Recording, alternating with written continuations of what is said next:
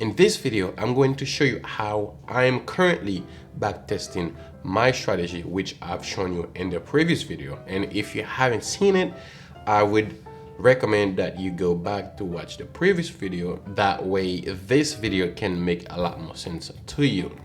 And trading is the only type of business where someone can start knowing that he or she will be profitable. And it's because of the simple fact that you can backtest your strategy way before you get involved in the live markets. So basically, you backtest that strategy in various markets. You ditch the ones that the strategy doesn't perform as well, and you keep the markets that that strategy is profitable on.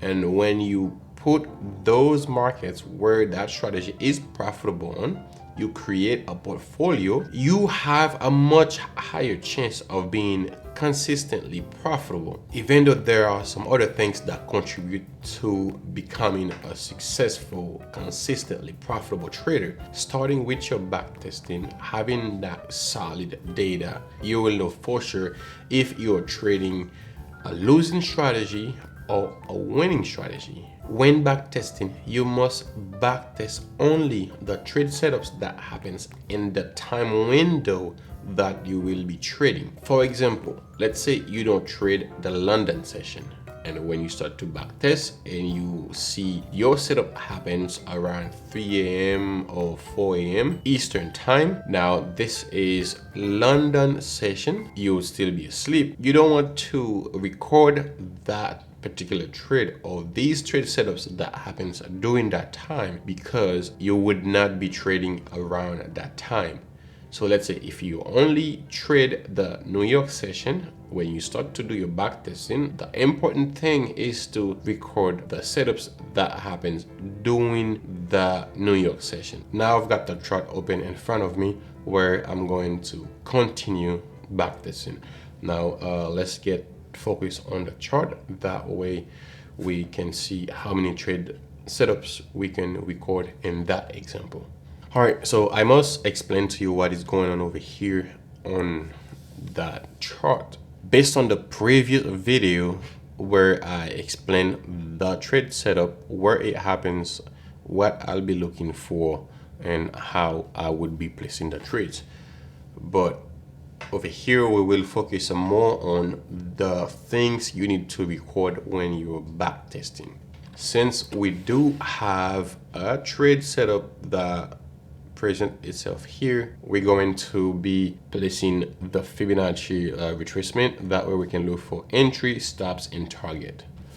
If you remember from the previous video, we would be placing a sell stop order when the market reaches that price where I set my sell stop order. Then my broker would put me in that trade.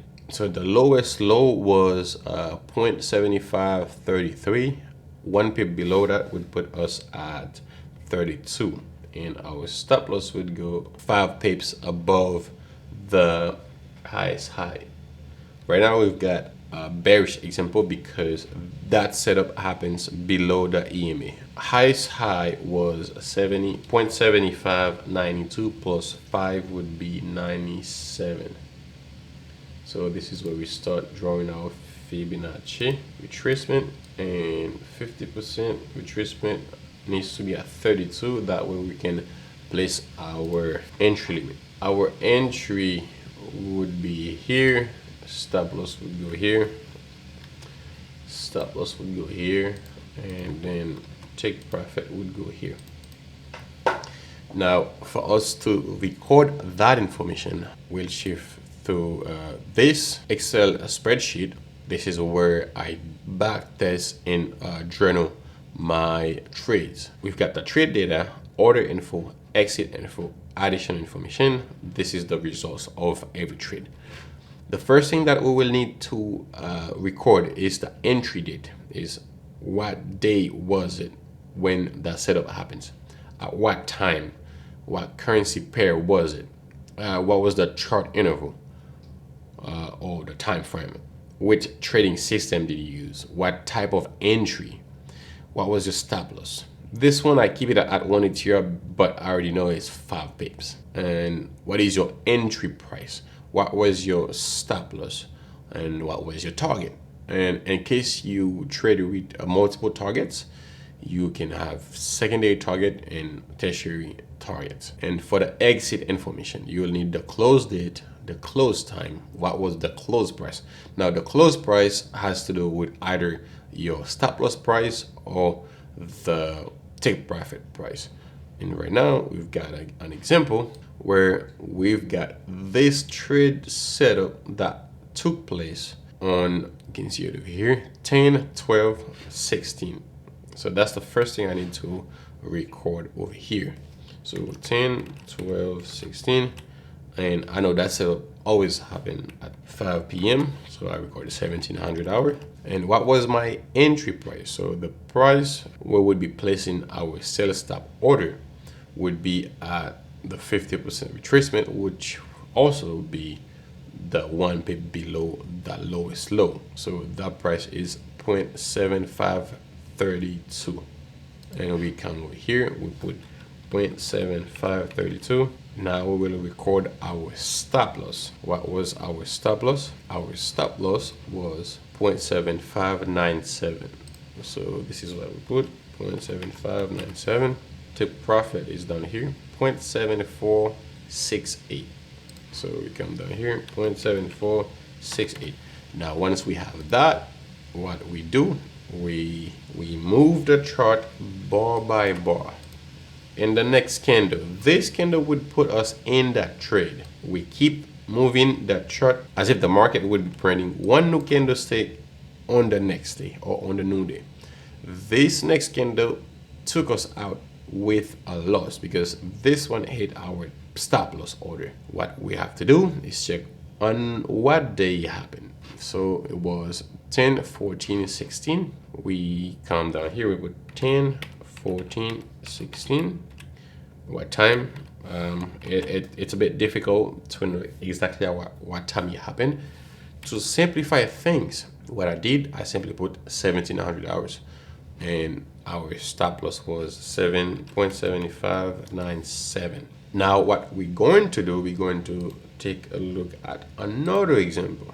And the way you do it, you keep on moving the chart bar by bar. And what happens here, we've got a great example of a trade setup. Now, do we know if this would be a trade setup that got triggered? What I do when I trade this, I move the chart one more bar to see if this got triggered, and if it did, then I move it back. I did this not because I'm cheating, because I want to make sure when I put my fibs in, I don't waste any more time, because backtesting is very time consuming. And I don't like the idea about doing automatic backtesting or have a robot do the backtesting for you, because I want to see everything that happens. That way, when I start to trade live, I don't have to second guess, or I don't have to worry about why did I have 4 losing trades in a row, because when I backtested it, I saw that I've had an average of 4 losing trades. So when I have that happens to me, I'm relaxed because I know I've seen it in my data. I have it recorded. Next example is on the buy side, because first of all, the setup happens above that line or the 50 EMA, and we've got the candlestick open and close in the upper third of the candle. You see the highest high of that candle was 0.7628 plus 1, 29. When I say plus 1, it's plus 1 pip. Lowest low of that candle was 0.7581 minus 5 pips would put us at 76. My 50% retracement needs to be at 29. So that's that. Once I've got this placed on my candle, next thing I need to look for is what day did it happen. 10, 17, 16 or 10, 17, 2016. That's the first thing I'm gonna go record. So 10, 17, 16, 10, 17, 16, what time? 1700 hours or 5 o'clock. Next thing that I'm going to record is my entry price. Now my entry price was 0.7629. I put 0.7629. Stop loss is 0.7576, which is this one over here, 0.7576. And then my take profit price is 0.7682. 0.7682. Now what I do, I go back to the chart, and this platform is NinjaTrader, so I don't use TradingView, even though TradingView is a very popular charting service and also a trading platform. But since I've already paid for that platform, that's what I use. The next thing we have to do is to move the market bar by bar. And as you can see here, the very next candle would put us out of the trade with a win. And what date happened? 10/18/16. So we come back here, we come back here, a mistake. We put 10, because it happened next day, 10/18/16. What time? We go with 1700 hours. And what was the exit price? The exit price was 0.7682. And what happens here, you can see when we have a winner, it's in black, and when we have a losing trade, it's in red. So I'm gonna take a look at another example before we can finish with the video.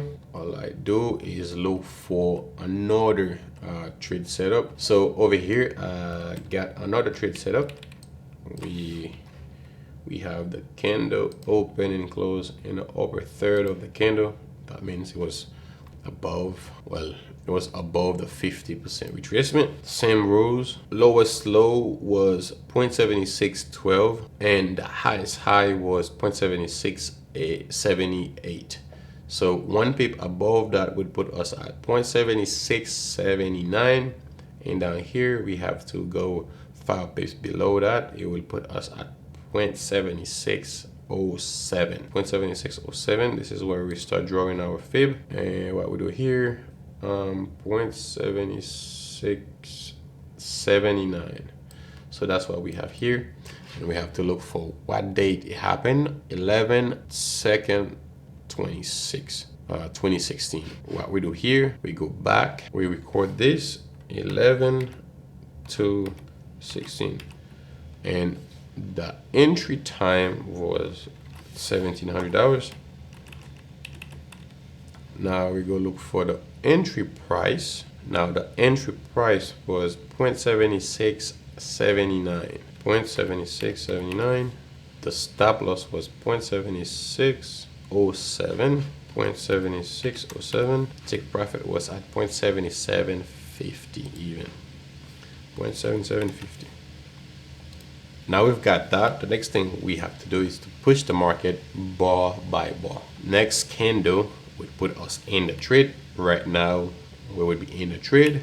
Next candle print, next candle print, next candle print. 1, 2, 3, 4 days later, because every candle represents 1 day. 4 days later, we would be taken out of the trade with another win. Now you can see that there is a high frequency in that strategy if you only trade it with a 1-to-1 risk reward ratio. And if you want to trade that strategy, you can take it and modify it to your liking, but I do trade it with just a 1-to-1 risk reward ratio, and it is very profitable. The exit date happened on the 8th of November of 2016.